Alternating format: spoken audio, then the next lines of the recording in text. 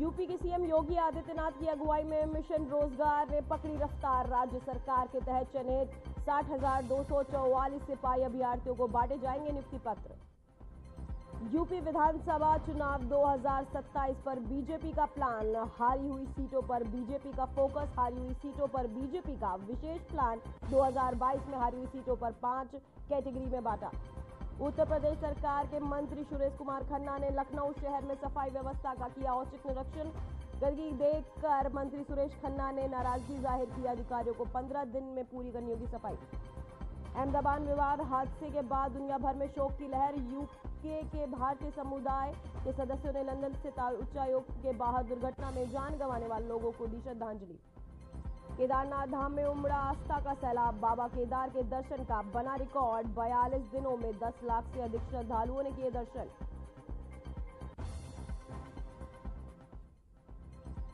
चिलचिलाती गर्मी के बाद जैसलमेर का मौसम हुआ सुहाना। शहर में हुई बारिश, लोगों को गर्मी से मिली राहत। भीषण गर्मी के चलते उत्तर प्रदेश बेसिक शिक्षा परिषद ने लिया बड़ा फैसला। प्रदेश में 30 जून तक बंद रहेंगे कक्षा 8 तक के सरकारी और निजी स्कूल। हीट वेव को देखते हुए बढ़ाई गई छुट्टियां।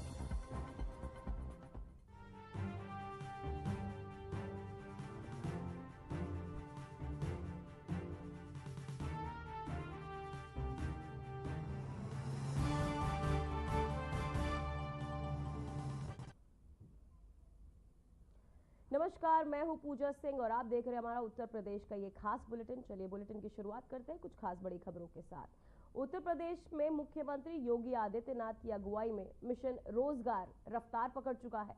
इसी कड़ी में राज्य सरकार के तहत चयनित 60,244 सिपाही अभ्यर्थियों को आगामी 15 जून को नियुक्ति पत्र प्रदान किए जाएंगे। इस भव्य आयोजन का लखनऊ के डिफेंस एक्सपो ग्राउंड में किया जाएगा, जहां केंद्रीय गृह मंत्री अमित शाह मुख्य अतिथि के रूप में नवचयनित सिपाहियों को नियुक्ति पत्र सौंपेंगे। साथ ही कार्यक्रम में मुख्यमंत्री योगी आदित्यनाथ भी मौजूद रहेंगे। तो एक खास बात यह है कि चयनित अभ्यर्थियों में 12,000 को बताते चले 48 महिला सिपाही भी शामिल है, जो प्रदेश में महिला सशक्तिकरण की दिशा में एक अहम कदम माना जा रहा है।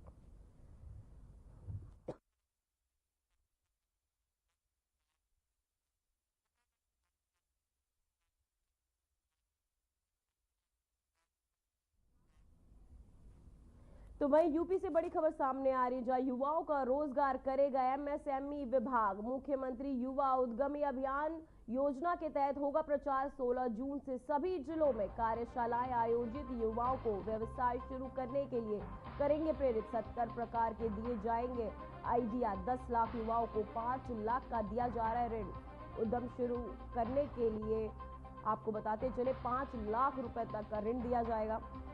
यूपी से इस वक्त की बड़ी खबर, जहां युवाओं को रोजगार करेगा एमई, आपको बताते चले। साथ ही युवाओं को व्यवसाय शुरू करने के लिए प्रेरित भी किया जाएगा, जहां 70 प्रकार के दिए जाएंगे आइडियाज। साथ ही यूपी से ये बड़ी खबर सामने आ रही है, जहां युवाओं को जागरूक करेगा एमएसएमई विभाग। 16 जून से सभी जिलों के कार्यशालाएं आयोजित होंगी। तो वही खबर सामने आ रही है, जहां यूपी विधानसभा चुनाव 2027 पर बीजेपी का प्लान, हारी हुई सीटों पर बीजेपी का फोकस सूत्र। हारी हुई सीटों पर बीजेपी का विशेष प्लान, 2022 में हारी हुई सीटों पर 5 कैटेगरी में बांटा जाएगा। वही दूसरे नंबर की सीट को A कैटेगरी में रखा गया। तीसरे नंबर की सीट को B कैटेगरी में रखा जाएगा, जहां विपक्ष के दबदबे वाली सीट को C कैटेगरी में, वही D कैटेगरी में उपचुनाव में जीत वाली सीट, E कैटेगरी में हारी वाली सीटों को रखा जाएगा। तो वहीं आपको बताते चले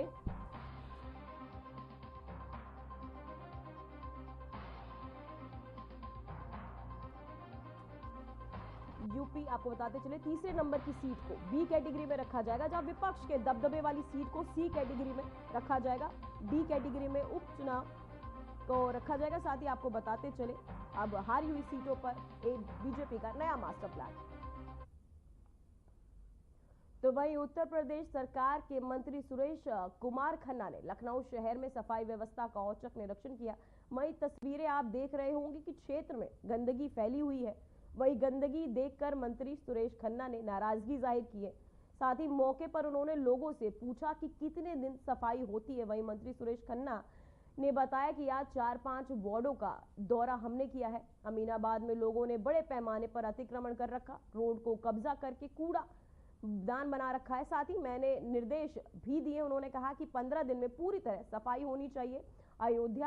साथ ही अयोध्या दास द्वितीय वार्ड में भी जाना होगा, जहां आपको बताते चले वहां पर भी सफाई की व्यवस्था बहुत ही लचर है, खासकर नालियों की सफाई की व्यवस्था बहुत खराब है। तो वहीं फैजुल्लागंज द्वितीय वार्ड, जहां आपको बताते चले कि कई सफाई कर्मचारी, जहां सफाई की स्थिति बहुत ही खराब है। मैंने कहा है कि लोग जिम्मेदार है, साथ ही उनका कम से कम 1-2 दिन का वेतन काटा जाएगा।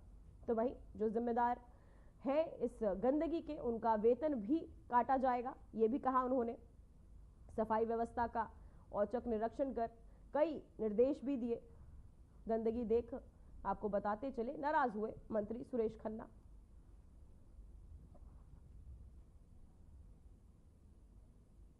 तो वह हर साल 14 जून के दिन विश्व रक्तदान दिवस मनाया जाता है। सभी लोगों को स्वच्छ रक्त मिल सके, इसके लिए लोगों की जिंदगी बच सके और सभी महत्व को उजागर करते हुए इस दिन को मनाते हैं। विश्व रक्तदान दिवस पर उप मुख्यमंत्री केशव प्रसाद मौर्य ने सोशल मीडिया पर पोस्ट किया है। डिप्टी सीएम केशव प्रसाद मौर्य ने लिखा कि आइए विश्व रक्तदान दिवस पर हम सभी ये संकल्प लें कि अधिक से अधिक लोगों को स्वैच्छिक रक्तदान के लिए प्रेरित करेंगे। साथ ही रक्तदान एक सुरक्षित व स्वास्थ्यवर्धक प्रतिक्रिया है, जो न केवल दूसरों की जान बचाती है, बल्कि हमारे भीतर मानवता को भी बढ़ावा देती है और सुदृढ़ करती है। आपका ये एक छोटा सा कदम किसी जरूरतमंद के लिए नई उम्मीद तथा नया जीवन बन सकता है। इसके तहत डिप्टी सीएम केशव प्रसाद मौर्य ने पोस्ट भी किया है, साथ ही लोगों से रक्तदान करने की अपील भी की है।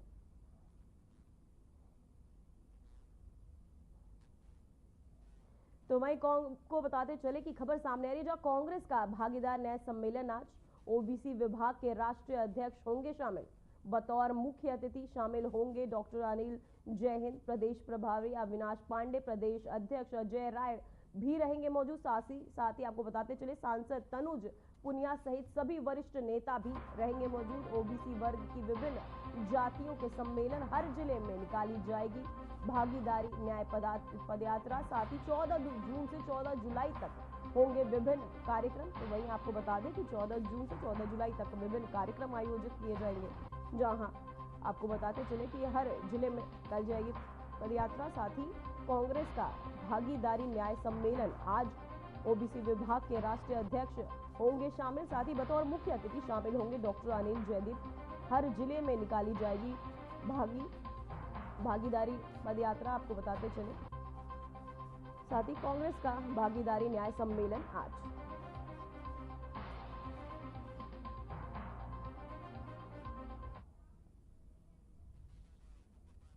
तो वही प्रयागराज से खबर सामने आ रही, जहां अवैध खनन पर पुलिस का एक्शन। आधी रात एडीजीसीपी पुष्कर वर्मा ने की छापेमारी। अवैध खनन कर रहे 11 लोगों को पुलिस ने धर दबोचा था। छापेमारी में 5 जेसीबी मशीन, 8 ट्रैक्टर सहित अन्य उपकरण बरामद किए गए। आपको बताते चले सराय मरवेज थाना क्षेत्र में ये कार्यवाही हुई है, जहां अवैध खनन पर पुलिस का ये एक्शन। साथ ही आधी रात एडीजीसीपी पुष्कर वर्मा ने की छापेमारी। साथ ही छापेमारी में 5 जेसीबी बरामद, 8 ट्रैक्टर सहित अन्य उपकरण भी बरामद किए गए। अवैध खनन कर रहे 11 लोगों को आपको बताते चले गिरफ्तार किया गया। आधी रात एडीसीपी पुष्कर वर्मा ने ये छापेमारी की, जहां आपको बताते चले प्रयागराज से इस वक्त की बड़ी खबर सामने आ रही है, जो अवैध खनन पर पुलिस का ये सख्त एक्शन, जहां आधी रात एडीसीपी पुष्कर वर्मा ने छापेमारी कर अवैध खनन कर रहे 11 लोगों को गिरफ्तार किया है। आधी रात एडीसीपी पुष्कर वर्मा ने की छापेमारी में 5 जेसीबी जब्त किए गए हैं। साथ ही आपको बता दें कि अवैध खनन पर यह पुलिस का कड़ा रुख, जहां आधी रात को एडीसीपी पुष्कर वर्मा ने छापेमारी कर उन्होंने अवैध खनन कर रहे 11 लोगों को गिरफ्तार किया है। जहां आपको बताते चले छापेमारी में 5 जेसीबी ट्रैक्टर बरामद किए गए हैं। अवैध खनन पर यह पुलिस का सख्त एक्शन। तो वहीं लखनऊ से बड़ी खबर सामने आ रही, जहां अवैध मिट्टी खनन पर पीडब्ल्यूडी ने एसडीएम को लिखा पत्र। पीडब्ल्यूडी विभाग ने एसडीएम मनमोहन लालगंज को पत्र लिखा है।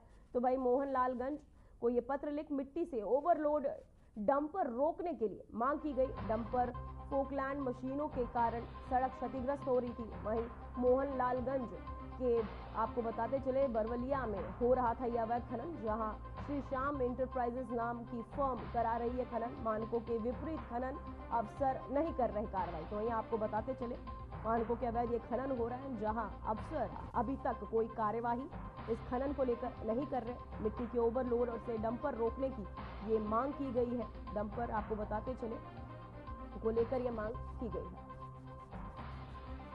तो वहीं अवैध मिट्टी खनन पर पीडब्ल्यूडी के एसडीएम को लिखा है पत्र। पीडब्ल्यू विभाग के एसडीएम मोहनलालगंज ने लिखा ये पत्र, जहां अवैध खनन को लेकर अब अधिकारी भी इस पर कोई एक्शन नहीं ले रहे हैं। जहां लगातार अवैध खनन हो रहा है, साथ ही उसे लेकर कोई एक्शन भी अभी तक नहीं लिया जा रहा। ये लखनऊ से इसकी बड़ी खबर, जहां आपको बता दें अवैध खनन को लेकर अब ये बड़ी कार्रवाई, साथ ही पत्र भी लिखा गया है। पीडब्ल्यूडी के एसडीएम ने ये पत्र लिखा है पीडब्ल्यूडी के एसडीएम को ये पत्र लिखा गया है, जहां आपको बता दें एसडीएम मोहन लालगंज को ये पत्र लिखा गया है।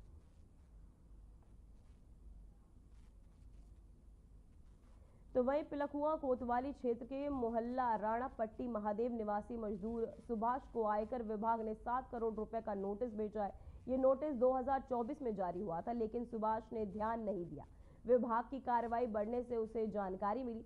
नोटिस में निजी अस्पताल को दी बड़ी जीएसटी आपको ट्रांजैक्शन सुभाष से जोड़ी गई है। साथ ही खुद को निर्दोष बताते हुए सुभाष ने थाने पहुंचकर न्याय की गुहार लगाई है। साथ ही मामला जांच के दायरे में और फर्जीवाड़े की आशंका जताई जा रही है।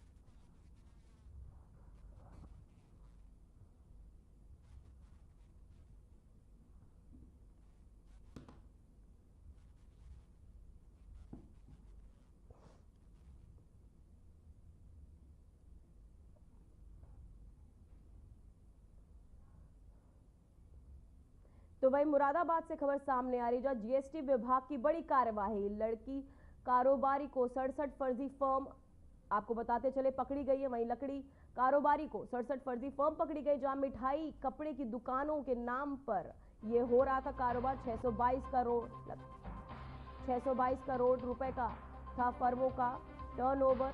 वहीं आपको बताते चले कि करोड़ रुपए कर रहे थे चोरी, जहां 25 फर्जी फर्मों का रजिस्ट्रेशन किया गया। निरस्त फर्जी प्रमाण पत्रों के जरिए चल रही थी फर्में। तो वहीं आपको बताते चले कि लकड़ी की फर्जीवाड़े का ये पूरा मामला जीएसटी विभाग को बड़ी कार्यवाही, जहां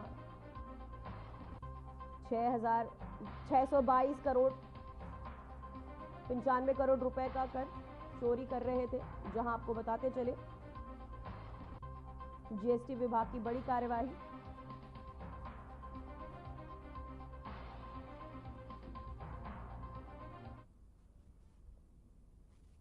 जहां खबर बलिया से है, जहां जिले के भीमपुरा थाना क्षेत्र में शनिवार को हुई एक पुलिस मुठभेड़ में 25,000 रुपए का इनामी बदमाश घायल हो गया। घायल बदमाश की पहचान दीपक के रूप में हुई है, जो लंबे समय से पुलिस की को कई मामलों में वंचित था। साथ ही अपर पुलिस अधीक्षक कृपा शंकर ने बताया कि पुलिस टीम क्षेत्र में चेकिंग कर रही थी। इसी दौरान एक मोटरसाइकिल पर सवार 2 संदिग्धों को रोकने का प्रयास किया गया। दोनों ने पुलिस को देखते ही भागने की कोशिश की और पुलिस टीम पर फायरिंग कर दी। इस आपको बताते चले जवाबी कार्यवाही में पुलिस ने एक बदमाश के पैर में गोली लगी मारी, साथ ही जबकि उसका साथी मौके से ही फरार हो गया। घायल बदमाश को इलाज के लिए अस्पताल में भर्ती कराया गया और उसकी सुरक्षा बढ़ा दी गई है। घटना के बाद इलाके में सर्च ऑपरेशन चलाया जा रहा है, लेकिन फरार बदमाश अब तक उसका कोई पता नहीं चल पाया। वहीं पुलिस ने बदमाश के खिलाफ कई आपराधिक मामलों में कार्यवाही तेज कर दी है।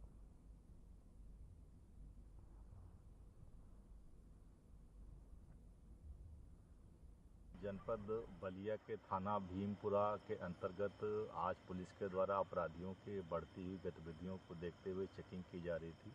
तो इतने में एक मोटरसाइकिल पर जिसमें 2 व्यक्ति सवार थे उसको रोकने का इशारा किया गया, तो वो भागने लगे पुलिस टीम के द्वारा उनका पीछा किया गया और उनकी घेराबंदी जब की गई तो उनके द्वारा पुलिस पर जान से मारने की नीयत से फायर किया गया। पुलिस टीम के द्वारा आत्मरक्षा में जवाबी कार्रवाई की गई जिसमें एक व्यक्ति को गोली लगी। पुलिस टीम के द्वारा जब उनसे पूछताछ की गई तो उसने अपना नाम दीपक बताया, जो पूर्व में जो है लाल पकड़ी थाने में हुई चोरी में एवं गढ़वार मोटरसाइकिल की चोरी में अभियुक्त रहा है और जनपद से 25,000 का इनामी बदमाश है।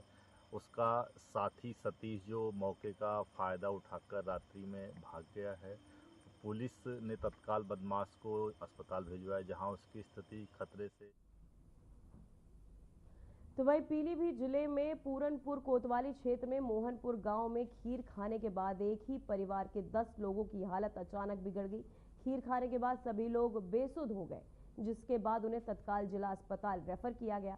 अस्पताल में डॉक्टरों की निगरानी में उनका इलाज जारी है, जहां कुछ की हालत गंभीर बताई जा रही है। बताया जा रहा है कि खीर बनाने का सामान गांव के पास के एक दुकान से खरीदा गया था।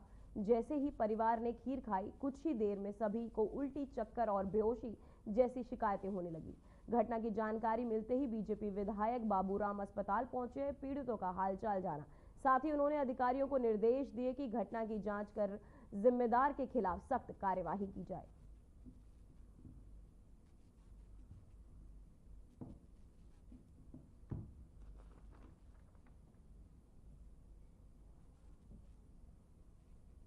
तो वहीं नोएडा से खबर सामने आ रही है। दबंगों ने दुकानदार के साथ की मारपीट। दुकान में घुसकर दुकानदार को जमकर पीटा। मारपीट की घटना दुकान में लगे सीसीटीवी कैमरे में कैद। पीड़ित ने पुलिस पर कार्यवाही न करने के लगाए आरोप। साथ ही सेक्टर आपको बताते चले 39 थाना क्षेत्र के बरोला क्षेत्र की यह घटना। वहीं आपको बताते चले दुकान में मारपीट का ये पूरा मामला सीसीटीवी कैमरे में कैद हो गया है। दुकान में घुसकर दुकानदार को जमकर पीटा गया है। साथ ही मारपीट की घटना जो है दुकान में लगे सीसीटीवी कैमरे में कैद हो गई है।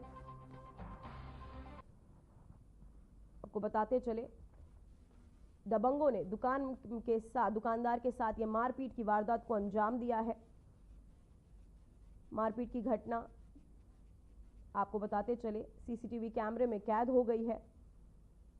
दबंगों ने दुकानदार के साथ ये मारपीट की, साथ ही सीसीटीवी कैमरे की ये तस्वीरें आपकी टीवी स्क्रीन पर आप देख सकते हैं, जहां दुकानदार के साथ लड़कों ने घुसकर उसके साथ मारपीट की।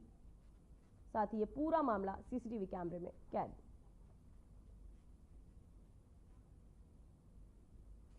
तो वे हमीरपुर मुख्यालय स्थित यमुना पुल की मरम्मत कार्य के चलते 48 घंटे के लिए पूरी तरह से बंद कर दिया गया है।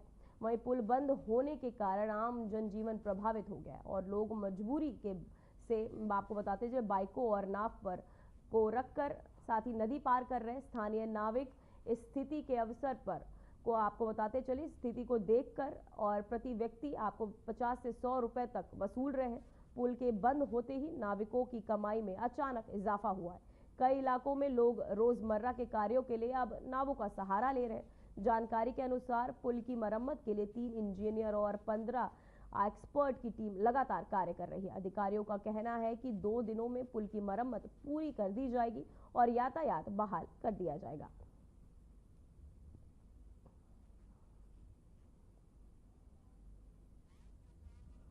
तो वहीं दिल्ली एनसीआर समेत नोएडा में भीषण गर्मी और हीट वेव को लेकर मौसम विभाग ने अलर्ट जारी किया है। अगले 2 दिनों तक तापमान में और बढ़ोतरी की संभावना जताई गई है, जिसमें आम जनता को सतर्क रहने की सलाह दी गई। मौसम विभाग के अनुसार नोएडा का तापमान 45 डिग्री सेल्सियस से ऊपर पहुंच चुका है। इस बढ़ती गर्मी को देखते हुए स्वास्थ्य विभाग ने एडवाइजरी जारी कर दी है। चिकित्सकों ने लोगों को सलाह दी है कि वे हल्के और सूती कपड़े पहने, धूप में निकलने से बचे और भरपूर मात्रा में पानी पिए और दोपहर 12 से 4 बजे के बीच बाहर ना निकले। खासकर बुजुर्गों, बच्चों और बीमार व्यक्तियों को अतिरिक्त सावधानी बरतने की आवश्यकता है।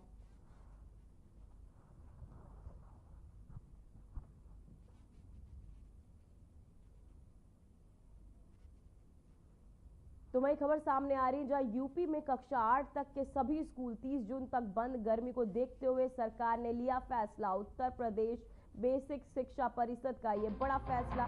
उत्तर प्रदेश के परिषदीय आपको बताते चले स्कूलों में पढ़ने वाले बच्चों को शिक्षकों के लिए राहत भरी खबर है ये, जहां उत्तर प्रदेश बेसिक शिक्षा परिषद ने कक्षा 1 से 8 तक के सभी मान्यता प्राप्त व परिषद द्वारा संचालित स्कूलों के ग्रीष्म अवकाश को 30 जून 2025 तक बढ़ा दिया है। सभी स्कूल अब 1 जुलाई 2025 से दोबारा खुलेंगे। तो भाई गर्मी को देखते हुए स्कूल अब बढ़ा दिए गए हैं, जहां 8 तक के सभी स्कूल 30 जून तक अब बंद कर दिए गए। तो वही खबर सामने आ रही है, जहां उत्तर प्रदेश वासियों के लिए राहत भरी खबर। प्रदेश के कई हिस्सों में आंधी बारिश का अलर्ट, बिजली गिरने का भी अलर्ट जारी। मौसम विभाग ने दी बड़ी जानकारी। 14 जून को गरज चमक के साथ बारिश की संभावना। 30 से 50 किलोमीटर प्रति घंटे की रफ्तार से चलेगी हवाएं। तो वही आपको बताते चले मौसम विभाग का अलर्ट, जहां 30 से 50 किलोमीटर प्रति रफ्तार से चलेंगी हवाएं। उत्तर प्रदेश वासियों के लिए ये राहत भरी खबर, जहां प्रदेश के कई हिस्सों में आंधी बारिश का अलर्ट, बिजली गिरने का भी अलर्ट जारी। देश भर में इन दिनों तेज चिलचिलाती गर्मी पड़ रही है। उत्तर भारत के कई राज्यों में गर्मी का भीषण प्रकोप देखने को मिल रहा है। भीषण गर्मी में पूर्वी और मध्य भारत को भी अपनी चपेट में ले रखा है। गर्मी की वजह से लोग घरों से बाहर निकलने से बच रहे। बाजारों में दिन के समय भीड़ कम हो रही है। इसी को लेकर देखिए हमारी एक खास रिपोर्ट। देश भर के कई हिस्सों में इन दिनों भीषण गर्मी का लू और व्यापक प्रभाव देखा जा रहा है। उत्तर, पूर्वी, मध्य और पश्चिमी भारत के कई राज्य हीट वेव की चपेट में हैं। मौसम विभाग द्वारा जारी ताजा आंकड़ों के अनुसार आने वाले दिनों में कुछ क्षेत्रों को बारिश और आंधी से राहत मिलने की संभावना है, जबकि अन्य क्षेत्रों में गर्मी का असर बना रहेगा। राष्ट्रीय राजधानी क्षेत्र में लू का प्रकोप जारी है। दिल्ली में बीते 3 दिनों से भीषण गर्मी पड़ रही है। गर्म हवाओं ने जीना मुश्किल कर दिया है। 10 जून को दिल्ली के आया नगर में अधिकतम तापमान 45.5 डिग्री सेल्सियस दर्ज किया गया, जो सबसे अधिक था। भारत मौसम विज्ञान विभाग के अनुसार भीषण गर्मी को देखते हुए दिल्ली में 12 जून को तेज लू और सतही हवाओं के साथ ऑरेंज अलर्ट जारी किया गया है। 13 और 16 जून के बीच हल्की आंधी और बारिश की संभावना है। आसमान से बरस रही आग, भीषण गर्मी की चपेट में उत्तर भारत। दिल्ली, यूपी में लू का अलर्ट। उत्तर प्रदेश में मौसम का अलग अलग हिस्सों में बदला हुआ अंदाज देखने को मिलेगा। मौसम विभाग का कहना है कि उत्तर प्रदेश के 14 जिलों में बादल छाए रह सकते हैं, जबकि 17 जिलों में लू को लेकर येलो अलर्ट जारी किया गया है। 12 और 13 जून को प्रदेश के पूर्वी और पश्चिमी हिस्सों में बारिश संभावित है। गर्मी के प्रकोप से लोग दिन में घरों से निकलने से बच रहे हैं। वहीं खेतों में किसान खरीफ की फसल की तैयारी तो कर रहे हैं, लेकिन दिन में पड़ती तेज धूप और लू के कारण वे सुबह और शाम में खेतों की ओर जा रहे हैं। मौसम विभाग के मुताबिक यूपी के इटावा, कानपुर, बांदा, चित्रकूट, ललितपुर, झांसी, जालौन, महोबा, हमीरपुर, फिरोजाबाद, मैनपुरी, आगरा, हाथरस, अलीगढ़ और मथुरा में लू को लेकर येलो अलर्ट है। वहीं वाराणसी, गोरखपुर, प्रयागराज, सोनभद्र, चंदौली, बस्ती, देवरिया, कुशीनगर और महाराजगंज में धूप छांव देखने को मिलेगी। बिहार राज्य के अधिकतर हिस्सों में गर्मी का प्रकोप बना हुआ है। मौसम विभाग की रिपोर्ट के मुताबिक उत्तर बिहार के लिए आज गरज चमक और बारिश को लेकर ऑरेंज अलर्ट जारी किया गया है। दक्षिण बिहार में उमस भरी गर्मी की चेतावनी जारी है। इधर झारखंड में गरज के साथ बारिश की चेतावनी दी गई है। किसानों और स्थानीय प्रशासन को सतर्क रहने की सलाह दी गई है। यूपी में लू का अलर्ट, बिहार में उमस भरी गर्मी,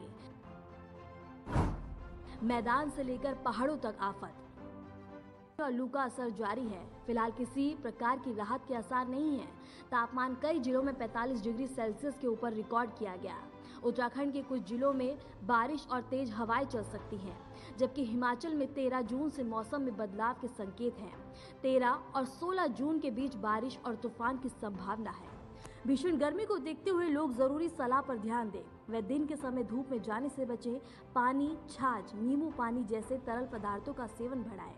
गर्मी से संबंधित लक्षण जैसे चक्कर आना, सिर दर्द या पसीने आने पर चिकित्सक सलाह लें और बच्चों और बुजुर्गों को विशेष देखभाल की आवश्यकता है। मैदान से लेकर पहाड़ों तक आफत, बरते सावधानी। तप रही सड़कें, आसमान से बरस रही आग। भीषण गर्मी के कारण लोग घरों में रहने को मजबूर हैं। बाजारों में दिन के समय भीड़ कम हो रही है और लोग गर्मी से बचने के लिए ठंडे पदार्थों का सहारा ले रहे हैं। विशेषज्ञों ने सलाह दी है कि लोग दोपहर के समय बाहर निकलने से बचें, प्राप्त पानी पिएं और हल्के रंग के कपड़े पहनें और लोगों से अपील की जा रही है कि वे गर्मी से बचाव के उपाय अपनाएं और मौसम विभाग की चेतावनी पर खास ध्यान दें।